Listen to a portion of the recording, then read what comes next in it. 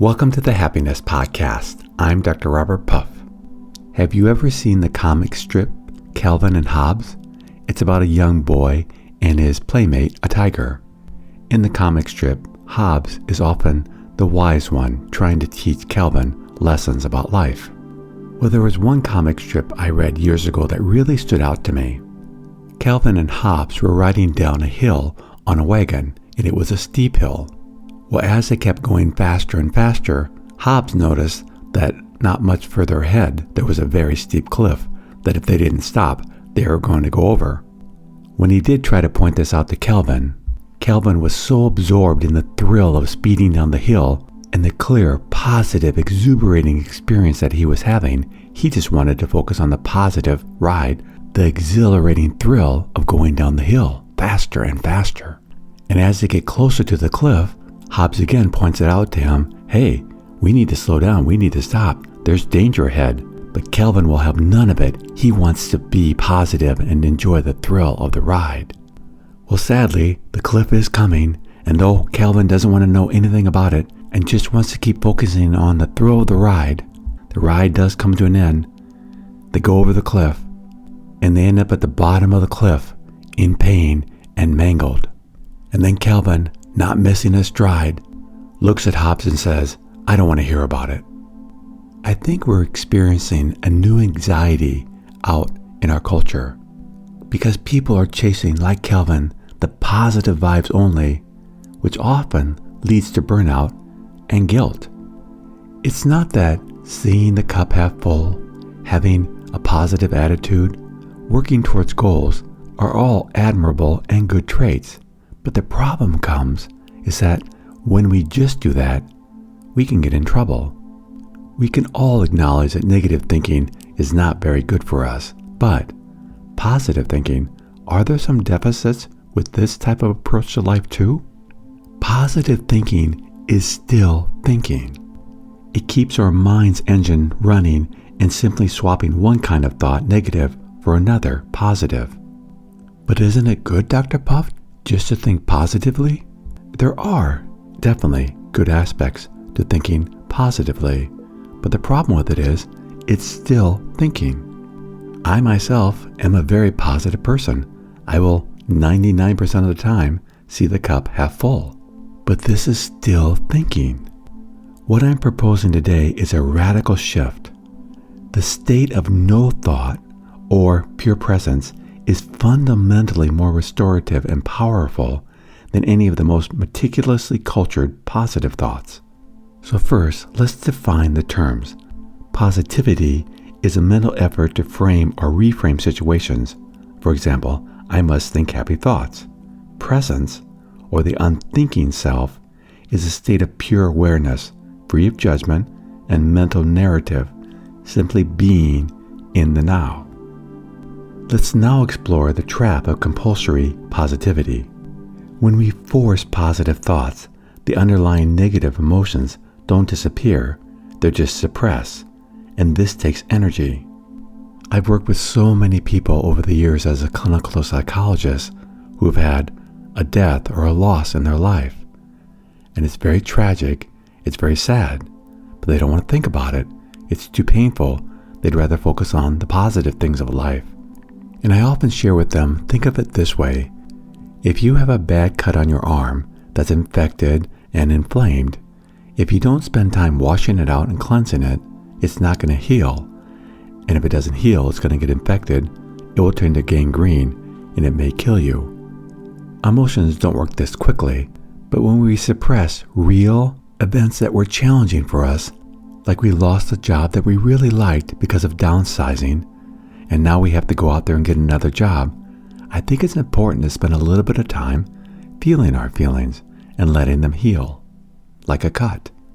And the truth of it is, when we actually feel our feelings, express them, journal them, and do it in a way that creates healing, not negativity, what we'll find is we'll feel better. It's like cleaning out that cut. It does hurt when it's being cleansed, but afterwards it feels so much better. And then we can use our positive thoughts to think about how do we turn this situation, which was negative, into something beautiful. But both these actions are thoughts, negative and positive thoughts are still thoughts. Every thought, positive or negative, requires mental energy. The goal isn't better thoughts, it's less thinking. In my practice, people come to me because they're struggling with their thoughts. They have a situation that's causing them stress, whether good or bad, usually bad if they're coming to me, and they've been perseverating about it, steeping themselves in it, talking to people, just ruminating over and over again the same thoughts, and they don't have the answers. Or they go back and forth between this answer and that answer, and they're exhausted. And my sessions are 45 minutes long, and during that 45 minutes, most of the time, we're able to come up with a coherent, logical, and effective solution to their problems. Think of it this way. We have, say, a pain in our tummy, and it hurts, and we talk to people, and we try different things. We try eating different ways. We try stretching. We try thinking about what is it? What could it be? We fret. We stay up at night worrying, and then we throw positive thoughts at it. This is going to heal. I'm sending positive energy to this pain in my tummy. And then finally, we go to the doctor, and he or she says, you have kidney stones, and this is a treatment we're going to do to fix it. Can you think of times in your life where you've thought, you've fretted, you worried, or you worked super hard at working towards a goal, putting all this energy into it, and in both cases, it came to naught? I love the following anecdote that really supports the beauty of silence. In the world of mathematics and physics, if you study it, think about what an advanced scientist or mathematician is trying to come up with. He or she's trying to come up with a solution that no one's ever done before. It can be exhausting, it can be exhilarating, and it can be hard. And finally, out of pure exhaustion, they go on vacation, they take a break from it, they go to bed and just say, I'm going to sleep. And then, in that stillness, in that quiet, the answer arises. This is so well documented. You can easily look it up and verify that this is the truth. That in stillness, the most difficult questions that humans ever solve are resolved in the silence. Not always, but many, many times. And I do really value positive thinking. I think it helps us get through very difficult times. Is it good for us to dwell on the negative things? It's just that our minds need a break. And I'm also arguing today, in that hiatus from thinking, we may find that we find the solutions to the things that make our lives better. So what are some of the benefits of unthinking? We're all familiar with the fight or flight response, fueled by worry and thoughts, with the contrast of rest and quiet, achieved through presence. When we give ourselves time to pause, to rest, often what we're needing in our lives comes to us. I think if we're honest and we really look at our lives, we will all have examples of this. In the moments of no thought, our ego steps aside. Problems are seen as external events, not internal flaws, so we lose the negativity that there's something wrong with us, that we need positive thoughts to fight against.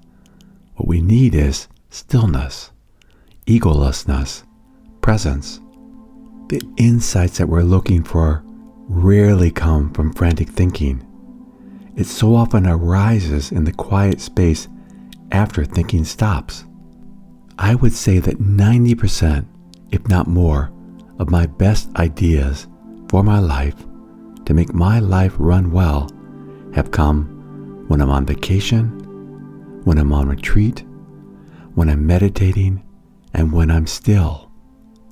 I keep a list of when these new ideas come that are so helpful, and I'll often jot down when they occurred. I was on vacation here when this idea came up. I was on retreat here when I finally got the solution to this issue. Sometimes, often, I didn't even know I had an issue until I got still and got away from the hecticness of life, and the answers that I didn't even know I needed solutions to arose. When we're in presence, we're in acceptance mode. The unthinking self simply accepts the current moment without needing to label it good, bad, or positive. We experience authenticity because the true self emerges when it's not performing or trying to manage an image via positive thinking. So what are practical steps that we can cultivate to develop our unthinking self? The first thing we can do is what I call sensory anchoring or grounding.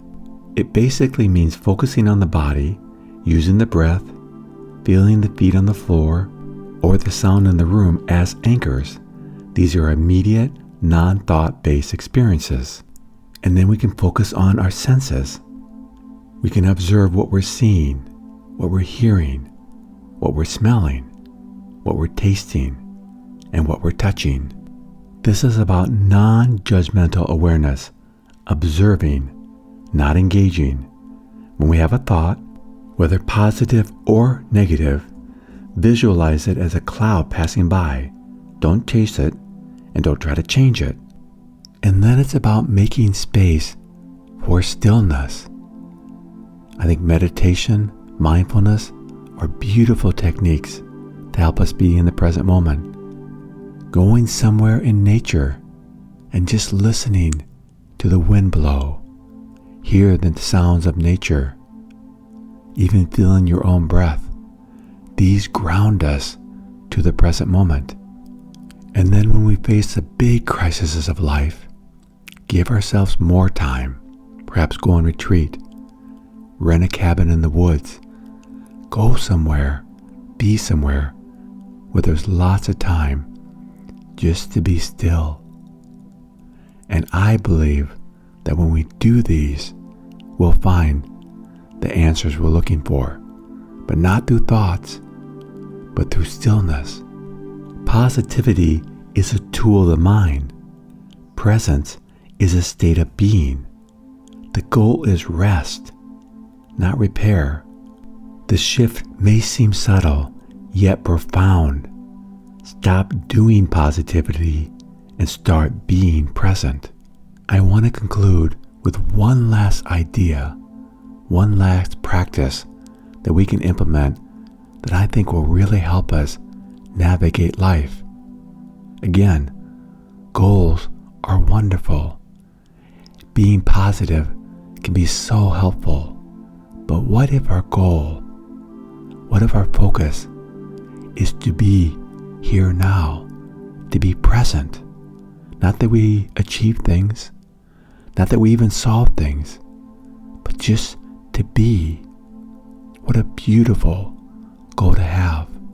Because then, no matter what life is throwing at us, we'll realize and experience in that stillness a beauty that really does surpass all understanding, and that creates a life for us that is so beautiful.